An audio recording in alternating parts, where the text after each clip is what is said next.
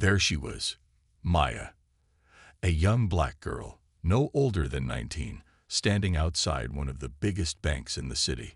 Her dress was simple, a little worn at the edges. Her shoes were clean but old.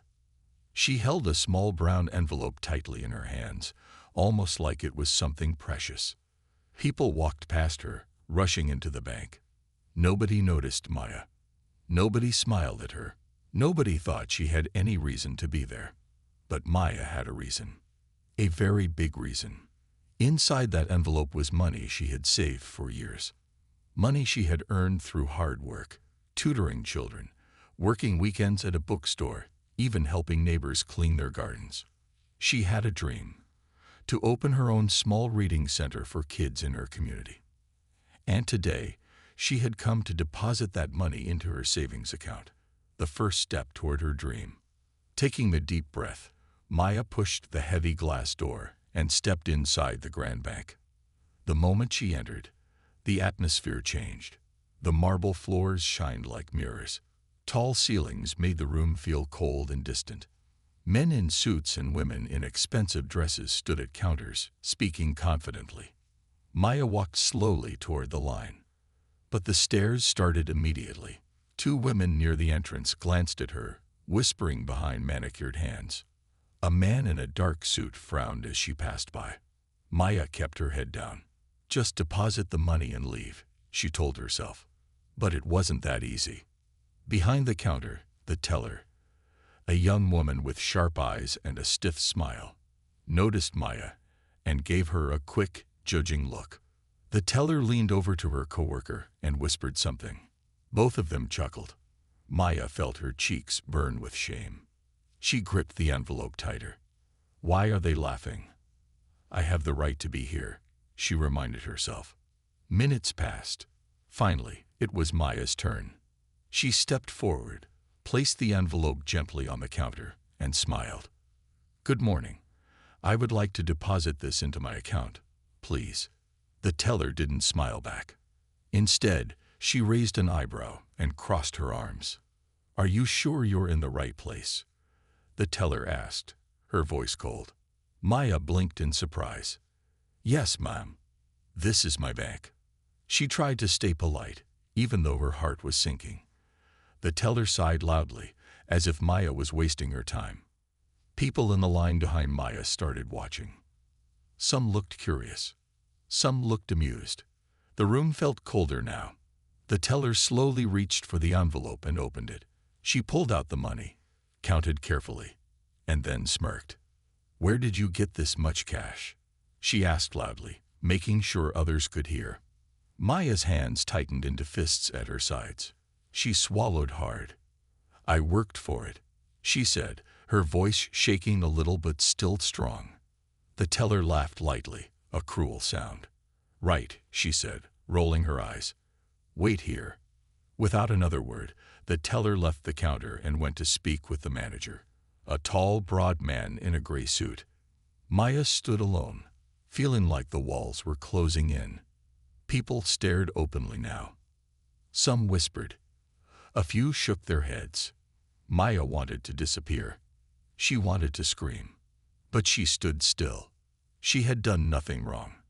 The manager approached, his face serious. He looked at Maya from head to toe, not in a kind way. Miss, do you have any identification? He asked, his voice sharp. Yes, sir, Maya said, reaching into her small handbag. She handed him her ID and her bank card. The manager barely glanced at them. Why didn't you go to one of those community banks? He asked, loud enough for people nearby to hear. Maya's eyes widened. This is my bank, she said softly. The manager shook his head and handed her ID back roughly. We'll need to verify this deposit. It might take a few days, he said. Maya could hear the judgment in his voice. He didn't believe her. He didn't trust her. Because of her clothes. Because of her skin. Because she didn't look like she belonged there. Before Maya could respond, the manager waved over a security guard. Escort her outside while we investigate, he ordered coldly. The security guard, a big man with a blank face, stepped toward Maya. For a moment, Maya stood frozen, humiliated, angry, broken. But then, something inside her sparked. She straightened her back. She met the manager's eyes without fear. Without saying a word, she pulled out her phone. Her fingers moved quickly as she sent a short text. Then, she quietly walked toward the door, the security guard following closely. Outside, she stood under the bright sun, breathing heavily. People stared at her from inside the glass walls. Some laughed. Some just turned away. Maya smiled a small secret smile. They thought it was over. They thought they had won. But little did they know, the real story was just about to begin. Maya stood outside the tall glass doors of the bank. The cool morning breeze brushed against her face, but she hardly noticed. Inside, she could still see the people, the teller, the manager, the customers, staring at her like she was some kind of mistake. She tightened her grip on her small handbag. Her chest burned with anger, but she kept her face calm. She knew better than to show her pain. Pain was weakness. And today, Maya was not weak. Inside the bank, the manager returned to the counter, shaking his head. Probably stolen money. He muttered to the teller, loud enough for customers to hear. These people think they can walk in here and fool us. The teller laughed softly, nodding. You can tell just by looking at them, she said, her voice dripping with cruelty. A few people in the line chuckled. No one spoke against them. No one said, "That's wrong." The bank had turned into a stage, and Maya had been made the clown. Meanwhile, Maya stood on the sidewalk, staring at her phone. Her message had been short. Just 2 words. It's happening. She slid the phone back into her bag and looked up at the sky. My father always told me this day would come, she thought. The day when people's true colors would show. A car honked nearby, but Maya didn't move. She stayed rooted to the spot, her heart pounding calmly. She wasn't running away. Not today.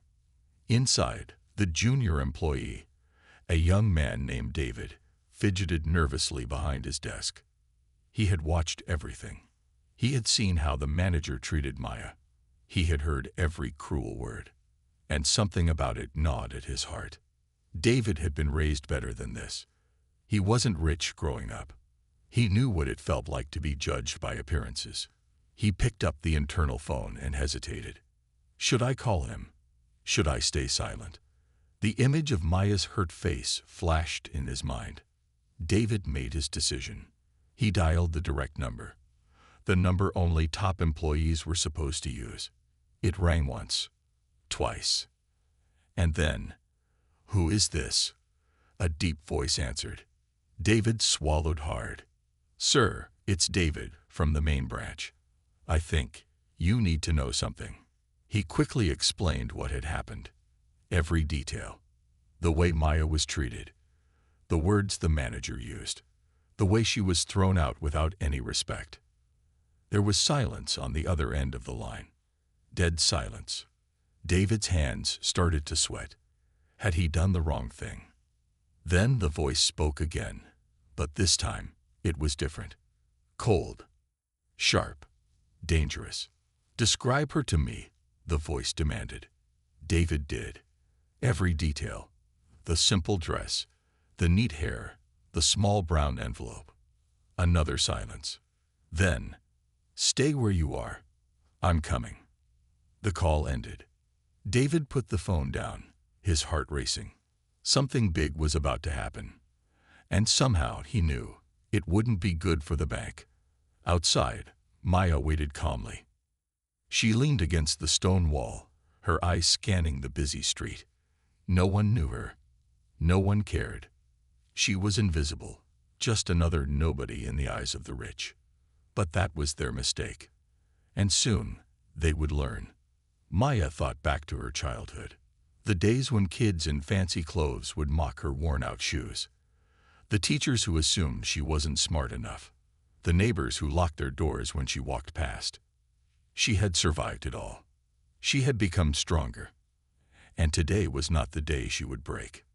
Inside the bank, the manager was laughing with a group of wealthy customers. "Can you believe it?" he said, shaking his head.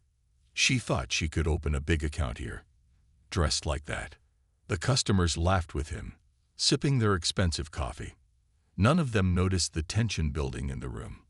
None of them noticed David glancing nervously at the door. But Maya noticed. Through the glass, she saw everything. The manager's laughter, the cruel smiles, the disgusted stares. She watched, and she waited, because she knew, any minute now, their world was about to turn upside down. And Maya would be standing right there when it happened. Maya stood quietly outside the bank. The city moved around her, people rushing to their jobs, cars honking, street vendors shouting. But inside Maya's world, everything was still. Her heart beat calmly. She wasn't nervous. She wasn't scared. She was ready. Because she knew something the others didn't. Something that would change everything. Inside the bank, the manager was feeling proud. He leaned back against the counter, laughing loudly with a group of wealthy clients. The teller giggled at his jokes, tossing her hair like she was proud to be part of the important side. The manager clapped his hands once and said, "Another problem solved. We keep the bank clean, and only the right kind of people stay."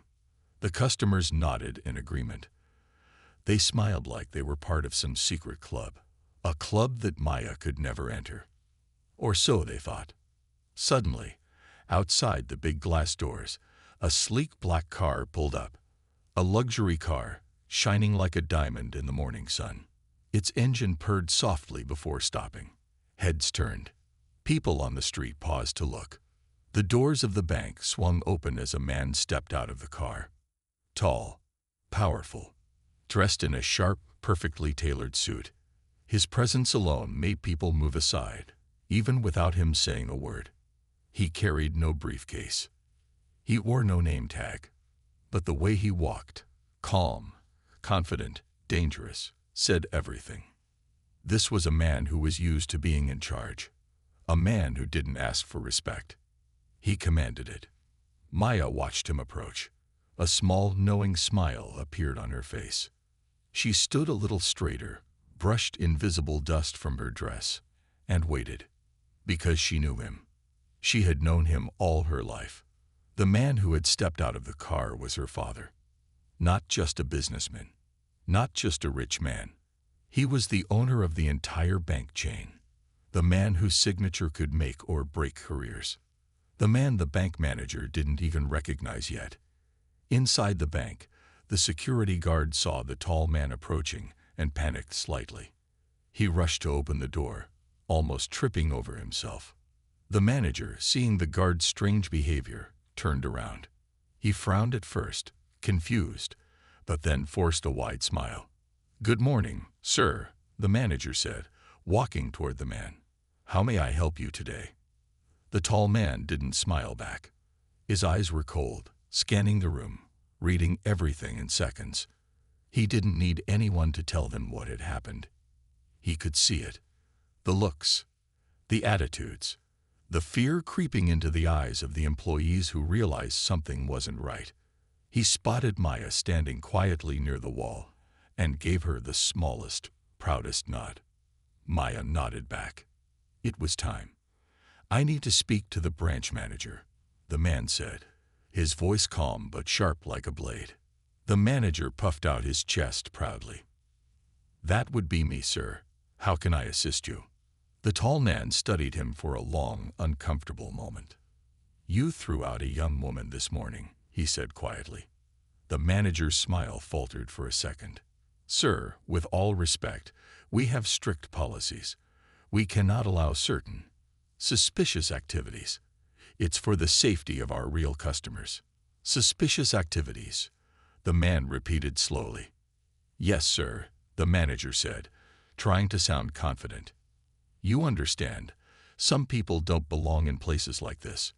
We have standards." There was a heavy silence. Everyone in the bank stopped pretending to work. Tellers froze. Customers turned to watch. The air grew thick with tension. The tall man leaned slightly forward.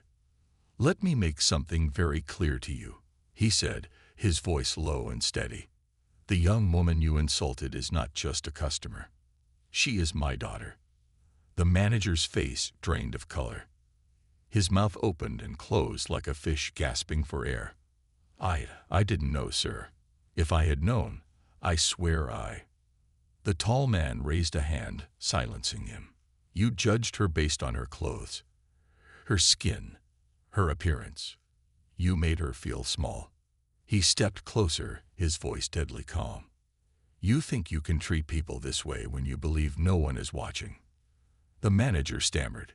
"Sir, please, it was just a misunderstanding." The tall man didn't even blink. "No, it wasn't. It was who you truly are." He turned to Maya and smiled warmly. "Come inside, sweetheart," he said. Maya walked toward them, her steps light, her head high. The entire bank watched, stunned, as the girl they laughed at walked beside the most powerful man they had ever seen. Maya didn't need revenge. She didn't need to shout or cry. Her existence, her dignity, her strength, that was enough. But her father wasn't finished yet. Not by a long shot. He turned back to the trembling manager. "I want every customer and employee gathered here within 5 minutes," he ordered. "There will be some changes today." The walls of the bank seemed to shudder, and deep inside, every person who had laughed at Maya began to feel the first taste of real fear. The manager's hand shook slightly as he rushed to gather everyone. "All employees and customers, please come to the main lobby immediately," he announced, his voice cracking. One by one, people drifted toward the center of the bank. Tellers left their counters. Customers left their chairs. Everyone sensed that something serious was about to happen, something that could not be ignored. The tall man, Maya's father, stood in the middle of the room with calm power. Maya stood beside him, her head high, her expression proud. No one laughed now. No one dared to whisper. The same people who had mocked her earlier now looked at her with fear, shame, and regret. When the room was full and silent, the tall man spoke. His voice was not loud, but every word cut deep. "My name is Mr. Carter," he began. "I am the owner of this bank, not just this branch, but every branch across this city, this state, and even in other countries." Gasps rippled through the crowd. Some employees' faces turned red. Some customers looked down at their shoes. No one had guessed. No one had even imagined. The man they had carelessly ignored, the girl they had thrown out, were the ones who held their future in their hands. Mr. Carter continued, "This morning, my daughter Maya came here to make a deposit. She had every right to be treated with respect, just like any other customer." He paused, letting the weight of his words fall over them. Instead, she was humiliated.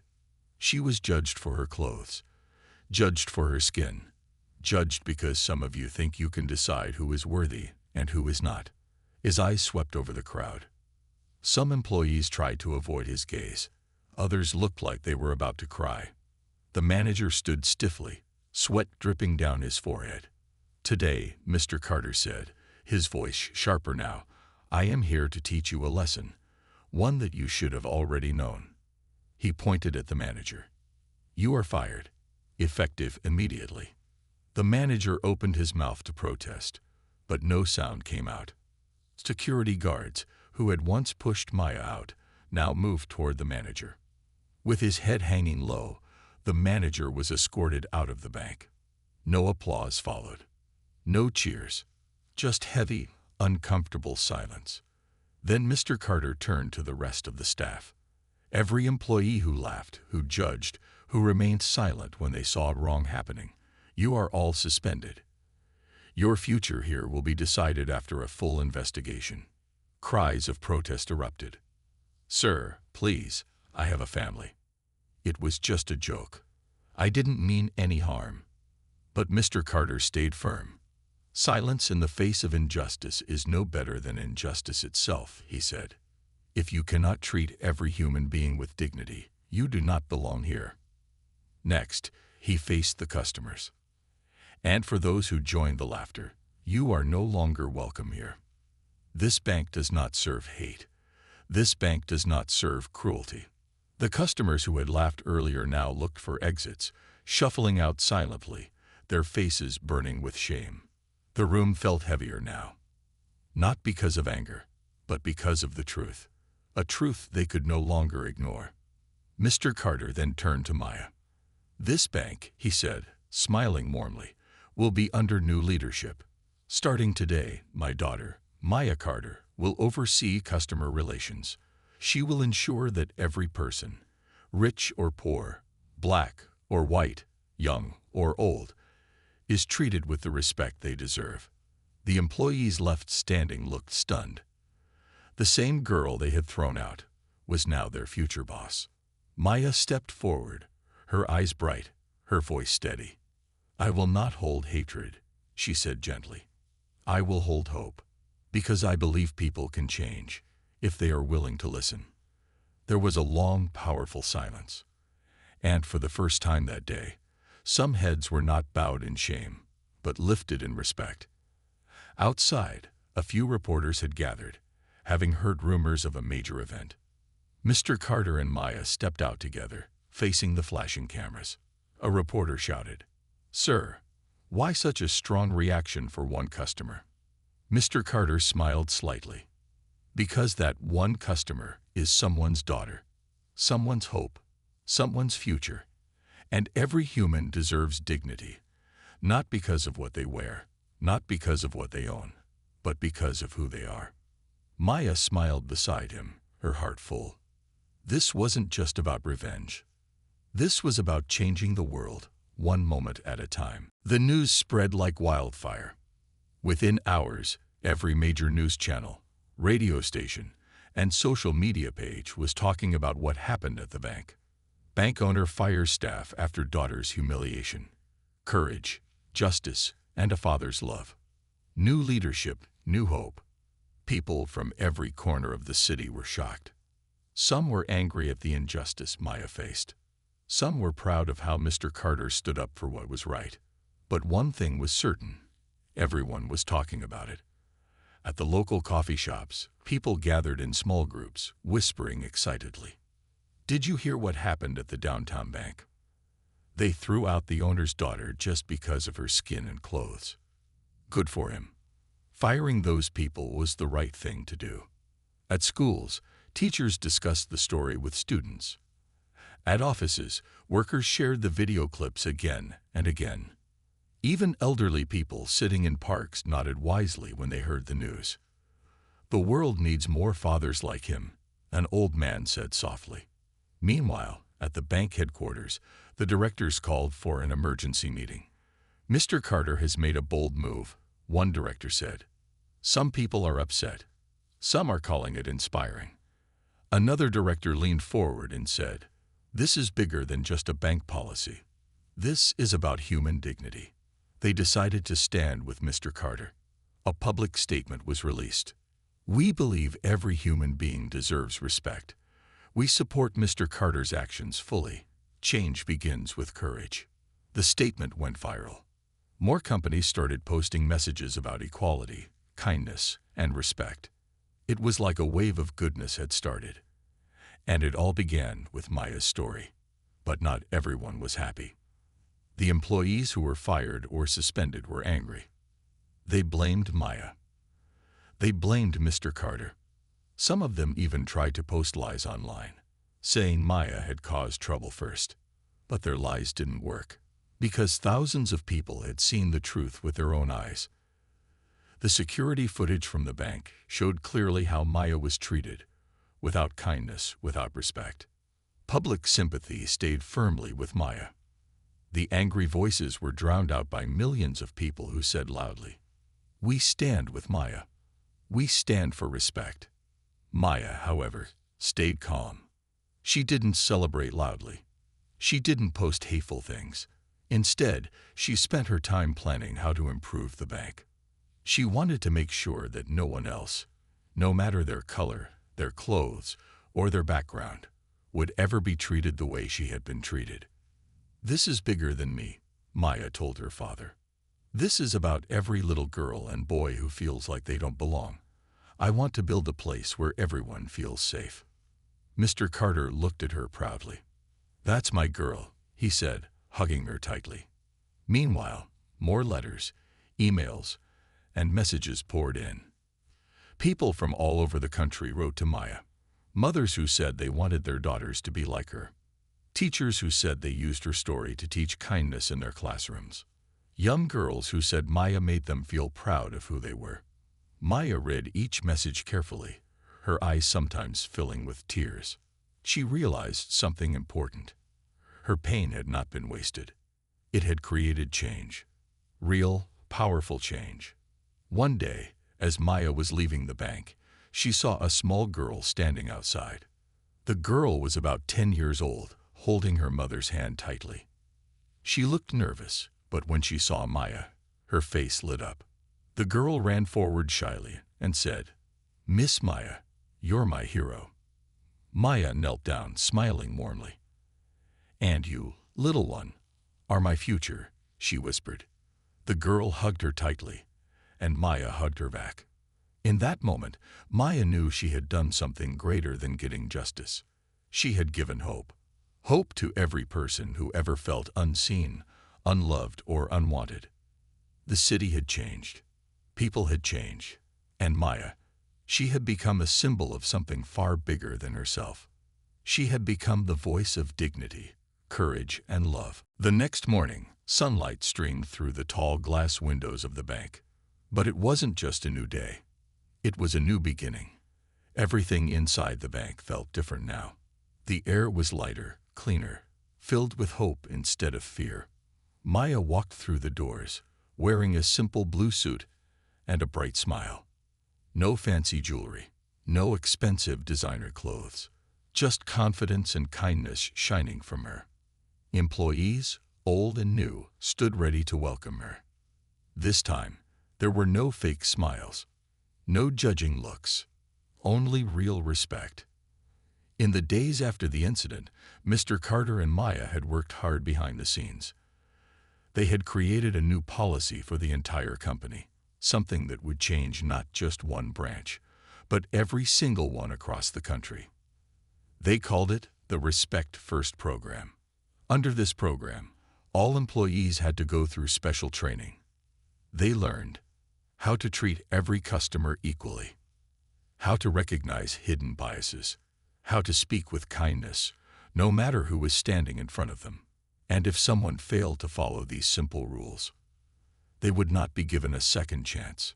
"We are not just building a bank," Maya told the staff. "We are building a family where everyone feels safe and valued." The staff listened carefully. Some were nervous, afraid of making mistakes. Some were inspired, ready to be better. Maya didn't want fear to guide them. She wanted understanding. She walked around the room, meeting each person's eyes. "We all have something to learn," she said gently. "Even me." Her words touched hearts. Many employees realized that this was not about punishment. It was about healing. It was about growing. Meanwhile, the bank's customers also noticed the changes.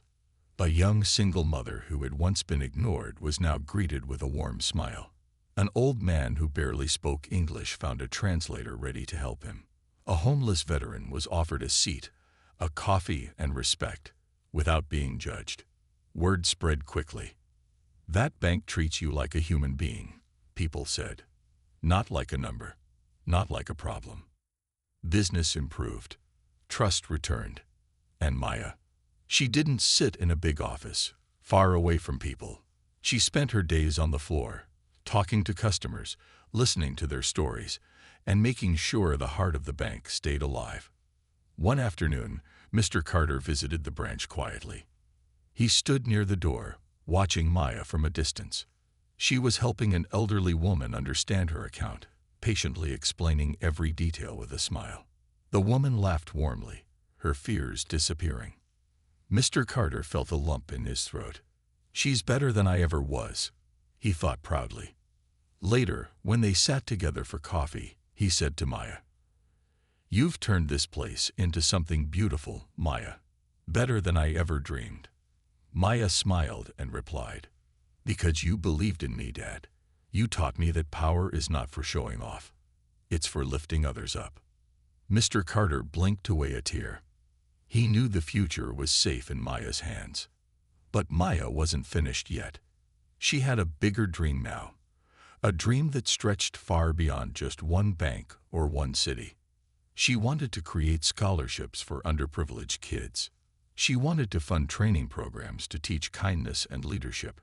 She wanted to build a world where no one would ever be judged by their clothes, their skin, or their wallet. "We can change the world," she said to her team one evening, her voice full of fire. One heart at a time. And her team believed her. Because Maya didn't just speak beautiful words. She lived them. Every single day. Soon, invitations started arriving. Schools wanted her to give speeches. Companies wanted her advice on how to treat employees better. Charities asked her to help with their missions. Maya became a symbol of hope and change. She remained humble through it all. She always said, "I am not special.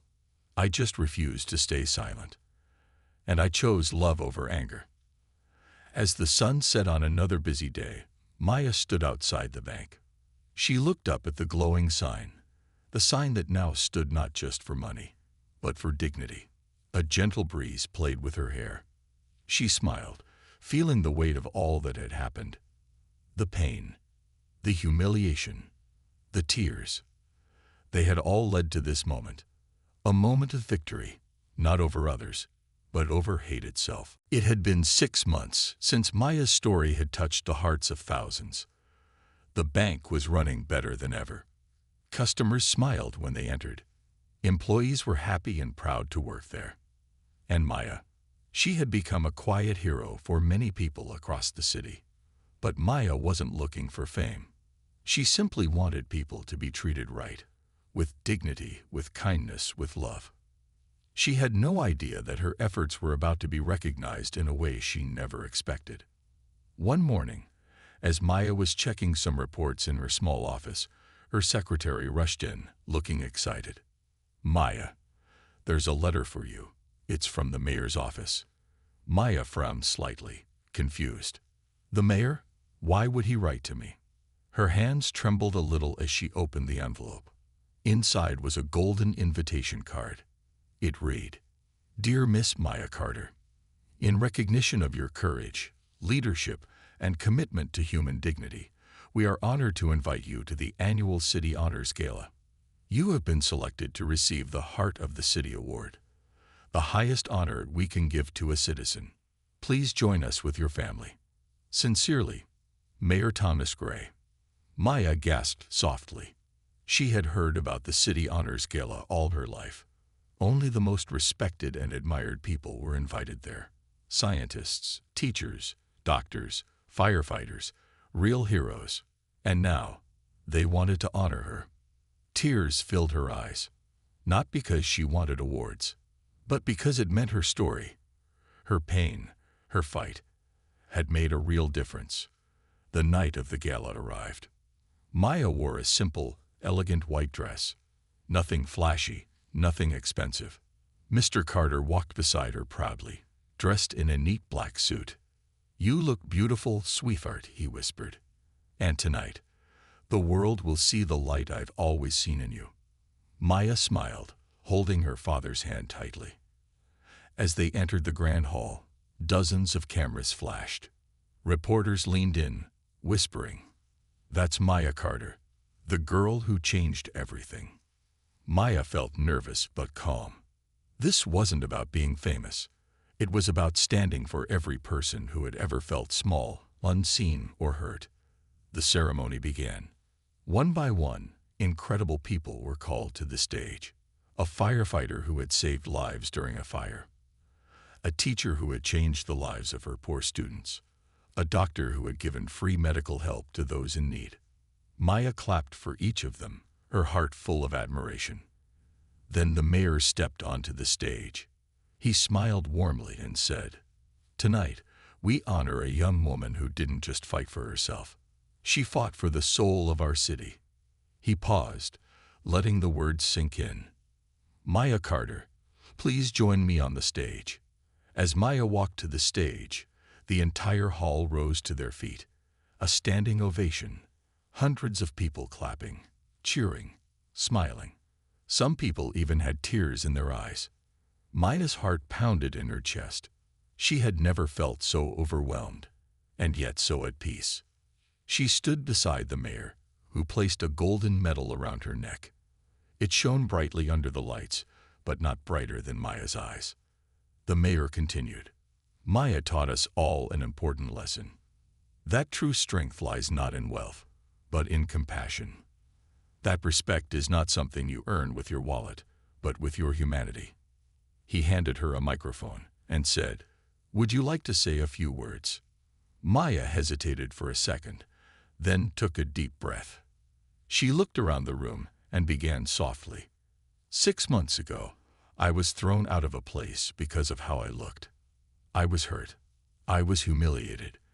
But I chose not to let anger lead me. I chose to believe that kindness can heal even the deepest wounds. Her voice grew stronger. We all have the power to make someone's day better, or worse, with just one word, one action. I stand here today not because I am special, but because I chose love over hate. The audience grew silent, hanging on to every word. And I promise you, Maya finished, her voice filled with emotion. I will keep fighting, not with fists, but with an open heart, until every child, every person, can walk into any place and be treated with respect. Thunderous applause filled the hall. Maya's father wiped away a proud tear. In that moment, Maya knew. This was just the beginning. After the ceremony, dozens of people came to meet her. Some shook her hand. Some hugged her. Some simply said, "Thank you." And Maya accepted each gesture with the same grace and kindness that had brought her here. As she stood outside under the starlit sky later that night, medal around her neck, Maya whispered a silent prayer. Weeks passed after the grand ceremony. Maya's name was now known far beyond the city. News channels, newspapers, social media. Everywhere, people were talking about the girl who had turned humiliation into hope. But Maya didn't let fame change her. She stayed the same, humble, kind, and always thinking about others. This is not about me, she often said. It's about building something that will last even when I'm not here. And so, a new journey began. With her father's help, Maya started a foundation called the Heart of Humanity. Its mission was simple but powerful: to teach respect and kindness in every school, every company, every home. To help young people from poor backgrounds achieve their dreams. To remind the world that every person deserves dignity, no matter their color, clothes, or money. Maya spent days and nights working on her vision. She traveled from city to city, giving speeches in schools, talking to students, inspiring the next generation to be better, kinder, stronger. Her words touched hearts everywhere. One day, in a small village school far from the city, Maya stood in front of a classroom filled with young faces.